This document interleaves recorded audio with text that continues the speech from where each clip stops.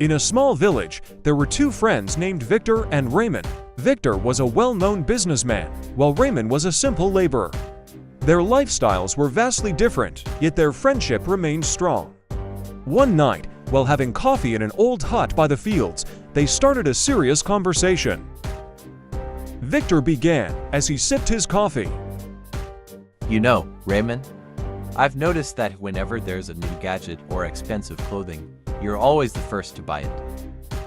Raymond laughed and said, Victor, we need to look rich somehow. If not, how will people respect us? Victor shook his head, giving his friend a serious look. Raymond, a person's wealth isn't measured by clothes or gadgets. True wealth isn't seen on the outside, it's within. It's in your mindset.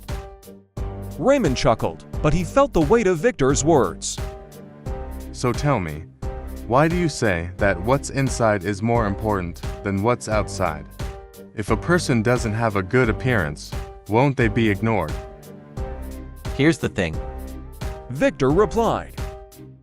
When I have money, I immediately think about how to grow it. I invest, I do business, and I study how to increase it further. But you, when you get money, you immediately think about where to spend it, what to buy next, even if you don't really need it. Hold on, Victor. Raymond shook his head. Isn't it more enjoyable to use your money for yourself? Isn't that why you work? To enjoy the things you want? Yes, Raymond. Victor answered. But the question is, how long will you stay happy? When the shine of your new things fades, what's next? You'll look for something new again, and you'll end up in debt.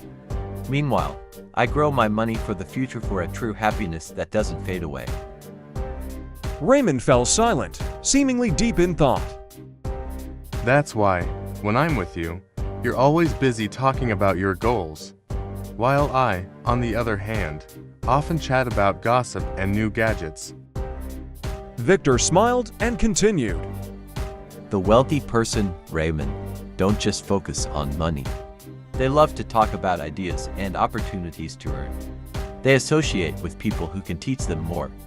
Meanwhile, the mindset of the poor is always focused on what's new: a new cell phone, new clothes, but nothing truly valuable. Raymond frowned. But Victor, what if I fail? What if the business fails? Isn't it better to just enjoy life instead of taking a risk and possibly losing everything? Victor placed a hand on Raymond's shoulder and said seriously. Raymond, in life, there's always risk, but true wealth lies in your mindset. The wealthy person, when faced with problems, see them as opportunities. Meanwhile, the poor quickly give up because they're afraid of failure. My principle is face everything and rise. Your mindset is forget everything and run. Raymond sighed. It seems you're right, Victor. But how do I start? I'm used to living this way. Victor smiled, determination visible in his eyes. Start small, Raymond. Save a portion of your income, even if it's just a little at first. Learn how to invest, get to know people who are knowledgeable in business. And most importantly, don't be afraid to try. We all have the opportunity to change our destiny. You hold it in the decisions you make every day.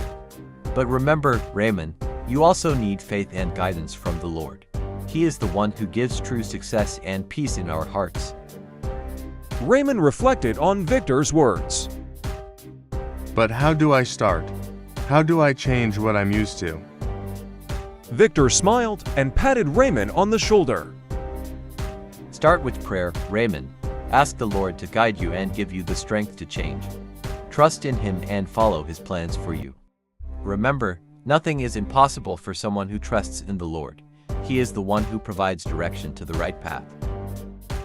From then on, Raymond gradually changed his outlook on life. He started saving, learning new skills, and avoiding unnecessary expenses. With every step, he prayed for the Lord's guidance and trusted in His plan. As time passed, Raymond learned to stay positive in facing challenges. He encountered difficulties, but because of his trust and faith in the Lord, he found the right path to success.